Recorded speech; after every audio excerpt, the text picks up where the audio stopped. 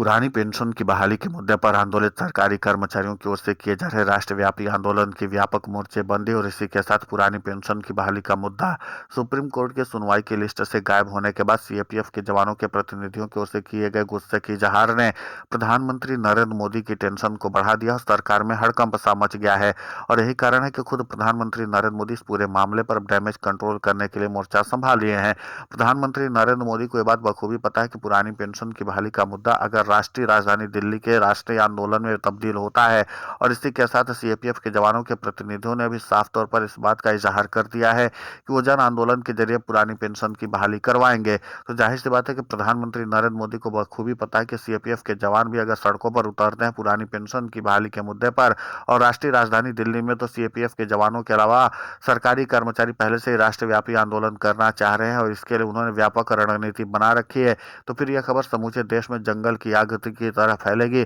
और इस पर प्रधानमंत्री नरेंद्र मोदी भी नियंत्रण स्थापित नहीं कर पाएंगे। इसलिए प्रधानमंत्री नरेंद्र मोदी इस पूरे मामले पर डैमेज कंट्रोल करने के लिए बीजेपी शासित राज्यों के मुख्यमंत्रियों के अलावा अपने आला दर्जे के अधिकारियों के साथ मिलकर के एक ऐसी और व्यापक रणनीति बनाना चाहते हैं जिसके जरिए ओपीएस के आंदोलन को नियंत्रित कर पाए। अभी तक प्रधानमंत्री नरेंद्र मोदी या उनकी सरकारें मिलकर के इस आंदोलन को नियंत्रित कर लेती थी, सरकारी कर्मचारियों के मूवमेंट हुआ करते थे, लेकिन अब सीएपीएफ के जवानों के प्रतिनिधियों ने भी जब इसको जन आंदोलन बनाने का फैसला कर लिया है तो यह प्रधानमंत्री नरेंद्र मोदी के लिए अब गले की फांस बन सकता है। क्योंकि जाहिर सी बात है कि सीएपीएफ के जवान अगर पुरानी पेंशन की बहाली के मुद्दे पर उतरेंगे सड़कों पर तो उन्हीं के साथ आम जनता भी उतर सकती है, फिर इस पर नियंत्रण स्थापित कर पाना बेहद मुश्किल हो जाएगा। उधर पुरानी पेंशन की बहाली के मुद्दे पर आंदोलित सरकारी कर्मचारियों और उनके प्रतिनिधियों ने साफ तौर पर इस बात का इजहार कर दिया है कि इस बार के बजट में 40% अतिरिक्त बजट रखा जाए और अगर सरकारी कर्मचारियों की इन मांगों को सरकार पूरा नहीं करती तो फिर जाहिर सी बात है कि सरकार के लिए भी बड़ी चुनौती बढ़ने वाली है। क्योंकि उसके तुरंत बाद पुरानी पेंशन की बहाली के मुद्दे पर आंदोलित सरकारी कर्मचारी न सिर्फ राष्ट्रव्यापी आंदोलन करेंगे बल्कि राज्यव्यापी आंदोलन करने की रणनीति पर भी सरकारी कर्मचारी काम कर चुके हैं। एनएमओपीएस के राष्ट्रीय अध्यक्ष और अटेवा के प्रदेशाध्यक्ष विजय कुमार बंधु ने तो साफ तौर पर इस बात का इजहार कर दिया है कि हम राज्यों की राजधानियों से लेकर के हम लोग ब्लॉक और जिला स्तर तक आंदोलन करके सरकार की नाकामियों को उजागर करेंगे और किस तरीके से सरकार पुरानी पेंशन की बहाली के मुद्दे पर आंख मिचौली का खेल खेल रही उसको भी उजागर करेंगे। तो यानी राज्यों की राजधानी से लेकर के राष्ट्रीय राजधानी तक आंदोलन ही आंदोलन होते रहेंगे। सीएपीएफ के जवान सड़कों पर संघर्ष करते हुए नजर आ रहे होंगे और यह सब कुछ होगा राष्ट्रीय राजधानी दिल्ली में फरवरी से लेकर के मार्च और अप्रैल के बीच है। और इन 3 महीनों में पुरानी पेंशन की बहाली का मुद्दा एक बार फिर से जबरदस्त तरीके से चर्चा का विषय बनने वाला है। अब प्रधानमंत्री नरेंद्र मोदी के पास दो ही रास्ते खुले हैं, या तो पुरानी पेंशन की बहाली का ऐलान कर दें या फिर पुरानी पेंशन की बहाली के मुद्दे पर आंदोलित सरकारी कर्मचारियों पर नियंत्रण स्थापित करें। अब इन दोनों में से प्रधानमंत्री नरेंद्र मोदी ओपीएस की तो बहाली फिलहाल करने के मिजाज में लग नहीं रहे हैं,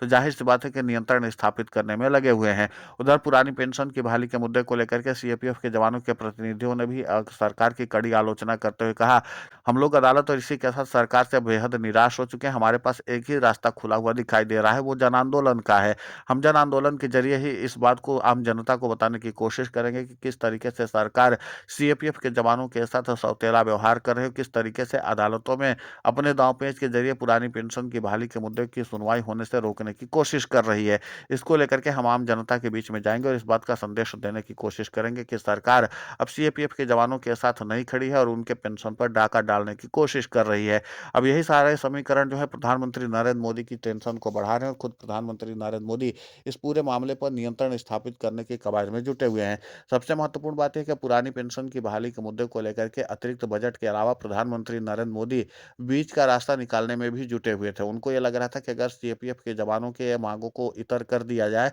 तो सीधे तौर पर सरकारी कर्मचारियों की मांगों को ध्यान में रखते हुए हम उनको टैक्स में छूट दे सकते हैं और इसके बाद कुछ उनकी बुनियादी मांगों को मान लेते हैं, तो इसके बाद एक संदेश साफ तौर पर जाएगा कि सरकार ने सरकारी कर्मचारियों की मांगों को प्रमुखता के आधार पर सुना। इसी के साथ सीएपीएफ के जवानों के मामले को लेकर के वो अदालत का ढकोसला देकर के सरकारी कर्मचारियों के तर्ज पर उनको भी लटका सकते थे, लेकिन यहाँ पर मामला उल्टा पड़ गया। 19 जनवरी 2026 को जब सीएपीएफ के जवानों की पुरानी पेंशन पर सुनवाई होनी थी, पूरा केस ही लिस्ट से गायब हो गया। अब उसके बाद से अगली सुनवाई की कोई जानकारी सीएपीएफ के जवानों के प्रतिनिधियों के पास नहीं है। इसीलिए सीएपीएफ के जवानों के प्रतिनिधियों ने कहा कि अब अदालत और सरकार से संवेदना की उम्मीद नहीं की जा सकती है। हम लोग जन आंदोलन करते हैं तो उसके ज़रिए सरकार सुनने के लिए मजबूर हो जाएगी। तो वो अपनी अलग रणनीति पर काम करना शुरू कर चुके हैं। दूसरी तरफ सीएपीएफ के जवानों के मांगों के अलावा अगर देखा जाए तो पुरानी पेंशन की बहाली के मुद्दे पर आंदोलित सरकारी कर्मचारी 40% अतिरिक्त बजट की मांग कर रहे थे, जिसको लेकर के सरकार ने साफ संदेश दिया कभी सरकार फिलहाल 40% अतिरिक्त बजट नहीं दे सकती है,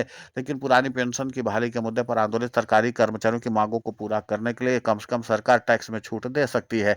जिसके नाते से उनके बचत का स्तर बढ़ सकता है और सरकारी कर्मचारियों की कुछ मांगें पूरी हो सकती हैं। अब इन सब बातों को अगर गौर से देखा जाए तो सरकार फिलहाल इस मामले पर बीच का रास्ता निकालने में जुटी हुई थी, लेकिन इसी के साथ पुरानी पेंशन की बहाली के मुद्दे पर आंदोलित सरकारी कर्मचारियों और उनके प्रतिनिधियों ने साफ तौर पर इस बात का संदेश तो सरकार को भेज दिया, हम वैकल्पिक व्यवस्थाओं पर विचार करने के लिए तैयार नहीं है, हम वैकल्पिक रास्तों पर काम करने के लिए तैयार नहीं है, हम सिर्फ और सिर्फ हूबहू पुरानी पेंशन की बहाली चाहते हैं। और हूबहू पुरानी पेंशन की बहाली की मांग को लेकर के सरकारी कर्मचारी और सरकार में अब रार ठनती हुई नजर आ रही है। सरकार हूबहू पुरानी पेंशन की बहाली के मिजाज में दिखाई नहीं दे रही है और पुरानी पेंशन की बहाली के मुद्दे पर आंदोलित सरकारी कर्मचारी हूबहू पुरानी पेंशन की बहाली चाहते हैं। अब इसी के साथ सीएपीएफ के जवानों का भी नाम जोड़ लीजिए तो जाहिर सी बात है कि सीएपीएफ के जवानों के साथ सरकारी कर्मचारी जब ज्वाइंट रूप से आंदोलन करते हुए नजर आएंगे तो सरकार इस पूरे मामले पर क्या ही अब कर पाएगी। इसलिए प्रधानमंत्री नरेंद्र मोदी के पास अब एक ही रास्ता सूझ रहा है कि कैसे भी करके पुरानी पेंशन की बहाली के मुद्दे पर नियंत्रण स्थापित किया जाए। अब इसी को लेकर के एक बात तो साफ है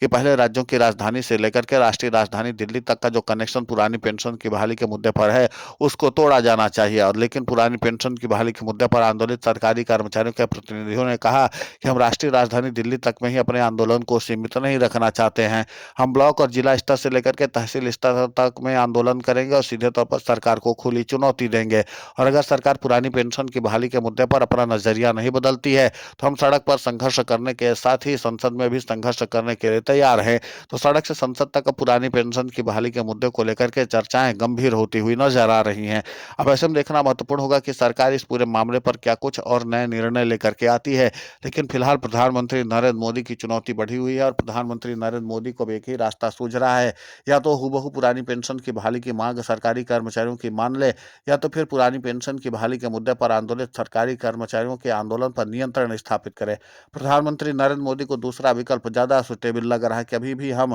पुरानी पेंशन की बहाली के मुद्दे पर आंदोलित सरकारी कर्मचारियों के आंदोलन को नियंत्रित कर सकते हैं, लेकिन इसके लिए राज्यों की जरूरत पड़ेगी, क्योंकि जाहिर सी बात है कि अकेले सीएपीएफ के जवान भी इस पूरे मामले पर जन आंदोलन का काम कर नहीं पाएंगे। तो जाहिर सी बात है कि सरकारी कर्मचारी और सीएपीएफ के जवान अगर ज्वाइंट रूप से मिलकर के अपने आंदोलन को आगे बढ़ाएंगे तो फिर प्रधानमंत्री नरेंद्र मोदी को झुकना ही पड़ जाएगा। फिलहाल इस पूरे घटनाक्रम को लेकर के आपकी प्रतिक्रिया बहुत महत्वपूर्ण होती है, आप हमें कमेंट करके जरूर बताएं। साथ ही पुरानी पेंशन की बहाली के मुद्दे पर हम लगातार आंदोलित होकर के खबरें चला रहे हैं। आप हमारे समर्थन के लिए चैनल को सब्सक्राइब करें, खबर को ज्यादा से ज्यादा शेयर करें ताकि पुरानी पेंशन की बहाली का मुद्दा और बुलंद हो।